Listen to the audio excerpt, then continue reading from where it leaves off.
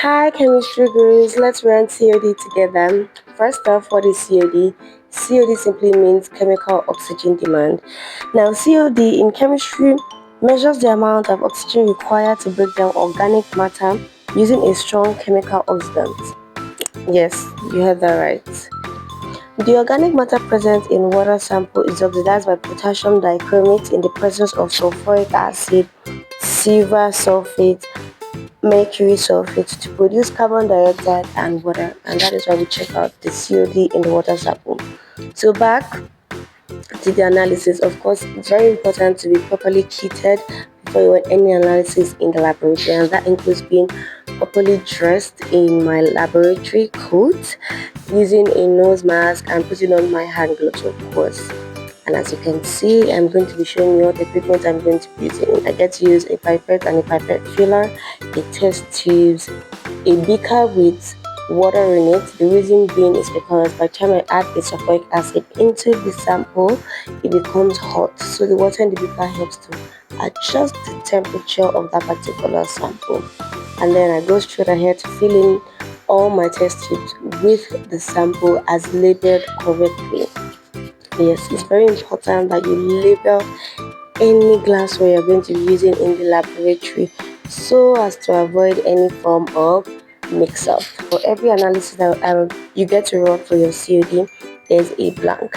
And part of the reagent that I'm going to be using is the potassium dichromate. You're going to see it in this video. It's the one that looks like yellow or orange. And anyways, just enjoy what I did so far. I totally enjoyed doing this particular analysis. So in every beaker, the quantity of sample has been put in.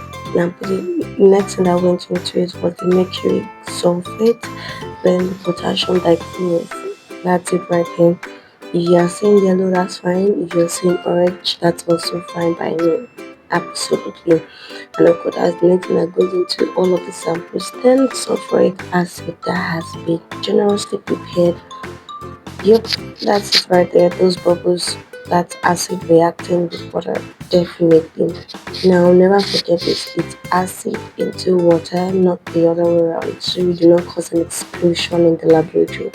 Okay, chemistry groups. Now, do not forget, there's always a blank. That's why it's smaller than the one that has a sample. Next thing, of course, is to rinse thoroughly. First of all the equipment that you use to work, and that's your pipettes, the beakers. It's important that you first of all rinse thoroughly with water just so that you can neutralize any acid that's left in the pipette. Then you can go in with your soap and water, because I did that. Then the next thing is to just take it to the fume cupboard so that you can get heated on the hot plate and stay there for 2 hours at a regulated heat temperature. So you just let that stay in the film cupboard. Then of course you discard the hand gloves that you've used. You still need your nose masks just so that you can keep your meal safe. And as soon as it's done, you put it up the film cupboard, take it out of the film cupboard, and then of course rinse it thoroughly with cold water just because it's hot. That's just so you don't neutralize. I hope you have learned one or two things in this video. Thank you for sticking by up to this very moment. I love you. Stay connected to the Lady Chemist for more chemistry education, tips, and news. Bye for now.